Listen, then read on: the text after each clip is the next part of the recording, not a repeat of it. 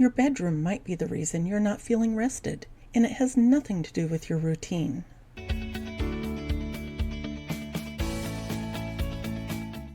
If your bedroom doesn't feel restful, even when you clean it, reset it, or try to wind down at night, it's probably not your routine. It's your setup. And this is something I see all the time in small homes.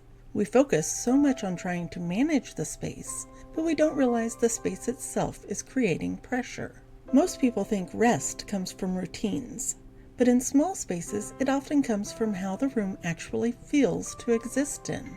So today, I want to walk through a few small but powerful shifts that can make your bedroom feel calmer, easier, and actually supportive, without adding more to your plate.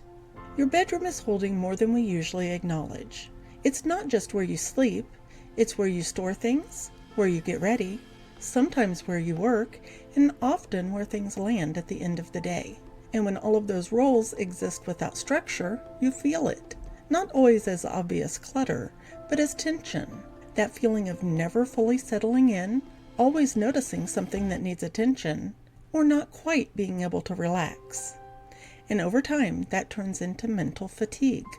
Shift number 1. Reduce the pressure your space is holding. In a small bedroom, when your furniture only serves one purpose, everything else has to compensate, and that's where the pressure builds. This is where something like a storage bed really changes things. When your bed includes built-in storage, like drawers, shelves, or lift-up storage, you're not adding more furniture, you're removing the need for it. That means fewer dressers, fewer bins, fewer temporary piles that never quite go away. And visually, that creates something really important: breathing room. Your space feels lighter without you having to constantly maintain it. Shift number 2.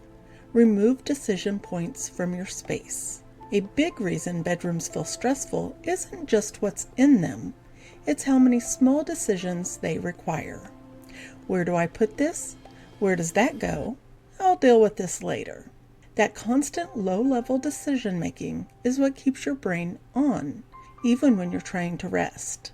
This is what I think of as decision fatigue built into a space. So instead of organizing more, reduce the need to decide. This can look like simple bedside setup, such as a lamp and just 1 or 2 essentials, a defined drop zone, even just a small basket, tray, or drawer, or limiting open surfaces that invite clutter. When your space tells you what to do, you stop carrying that mental load. Shift number 3, create visual quiet. Open storage seems convenient, but visually it keeps everything active. Your brain is constantly registering clothes, objects, unfinished tasks, even if everything is technically organized. Closed storage softens that. It creates what I call visual quiet, where your brain doesn't have to process everything at once. So if your bedroom feels overwhelming, look for opportunities to swap open bins for drawers or storage benches, use a storage bed instead of visible underbed storage, or contain items instead of displaying everything. This isn't about hiding your life, it's about giving your mind a place to rest. Shift number 4, support your low energy moments. Most bedrooms are set up for when you have energy, but ease matters most when you don't have energy. Ask yourself, when I'm tired, does this space help me, or does it ask more from me? Small changes can make a big difference. Having a place to put clothes before they become a pile, making your bed easy to maintain, not with complicated layers, putting pathways clear so the space feels open. The goal isn't perfection, it's a space that feels easy to exist in, especially at the end of the day. A restful home isn't about doing more, it's about reducing what your space is asking from you. If you want pieces that support that, especially for small spaces, you can explore tinyoasisdecor.com, where everything is designed to help your home feel calmer, more functional, and easier to live in. And once your bedroom starts to feel more supportive, you start to notice where the rest of your home isn't quite as supportive. Next week, we're moving into the living room and looking at how your space might be creating daily friction without you even realizing it.